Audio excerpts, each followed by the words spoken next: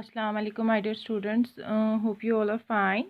Dear students, today we are going to continue a topic of class 8th English book, and the name of the topic is Julius Caesar. It's from your textbooks, page number 43. So dear students, कल तक हमने story में पढ़ा कि कैसे माँ जो Brutus है और उसके जो साथी उन्होंने कैसे जूलियस सीजर का मर्डर कर दिया in between the gathering of the people, और कैसे वो लोगों को अब क्या करने लगा, एड्रेस करने लगा, दलील देने लगा कि हमने इसको क्यों मारा, क्योंकि बहुत ज़्यादा अम्बिशियस था और आप लोगों के बेनिफिशियल में नहीं था, या आप लोगों को इस्तेमाल करने वाला था। लेकिन इतने में क्या होता है, वहाँ पे मार्क एंटनी जो कि जूलियस सीजर का बहुत ही अच्छा फ्रेंड होता है, वो वहाँ पे आकर वो एक्सप्लेनेशन देता है कि मैंने जूलियस सीजर को 3 बार क्राउन दिया मगर उससे रिफ्यूज़ किया। कि यही होता है एम्बिशियस, अगर उसको एम्बिशियस होता है या लालच होती तो वो ये पहले ही एक्सेप्ट करता। अब आगे देखते क्या होता है। And now the Romans, moved by his words, begin to turn against Brutus. There is truth in what Antony says. They said to each other, Caesar had been greatly wronged. Remember, he would not take the crown.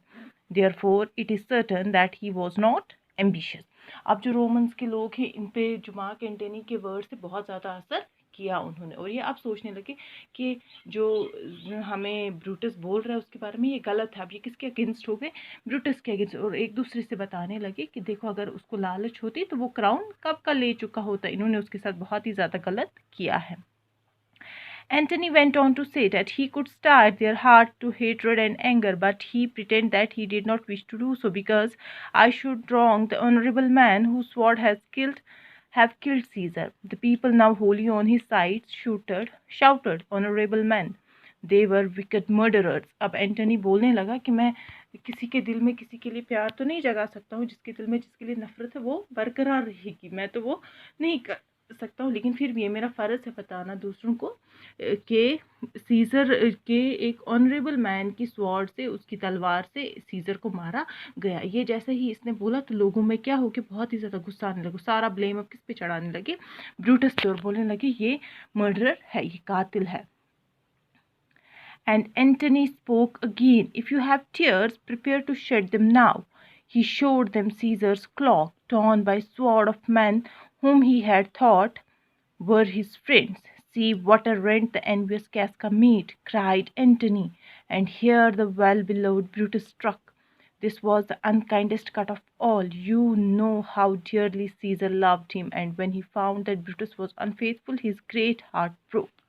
Antony बोलता गया कि अगर आप लोगों के पास आंसू हैं तो वो आज हमें ज़रूरत आएंगे, और वो उनको दिखाता है किसका, जो सीज़र होता है उसका क्लॉक दिखाता है, बोलते ये देखो ये सीज़र है जिसको किससे मारा गया, इनकी तलवार से मारा गया। और वो सबसे ज़्यादा भरोसा करता था ब्रूटस पर। ब्रूटस को जब उसने देखा कि मरते टाइम पे कि इसने उसके साथ चीट किया है, तो उसका जो हार्ट है वो ब्रेक हो गया। The people cried, O noble Caesar, a most bloody sight! We will be revenged. Shouting for revenge, they rushed out of the marketplace in search of Caesar's murderers, and Mark Antony was well satisfied. अब जो वहाँ के लोग बहुत ज़्यादा रोने लगे, बोलने लगे ओह हमारा जो नोबल सीज़र था बहुत ही ज़्यादा अच्छा इंसान था, और वो बोलने लगे कि अब हम इसका बदला लेंगे। रिवेंज का मतलब हो गया बदला। और वो चिल्लाते चिल्लाते किसके पीछे चले गए, इसके मर्डरर्स के पीछे चले गए। मार्क एंटनी जो था अब उसको तसल्ली मिली कि मैंने उसके बारे में सही बातें बोली। The first part of his plan had worked. उसका जो पहला प्लान था वो काम कर चुका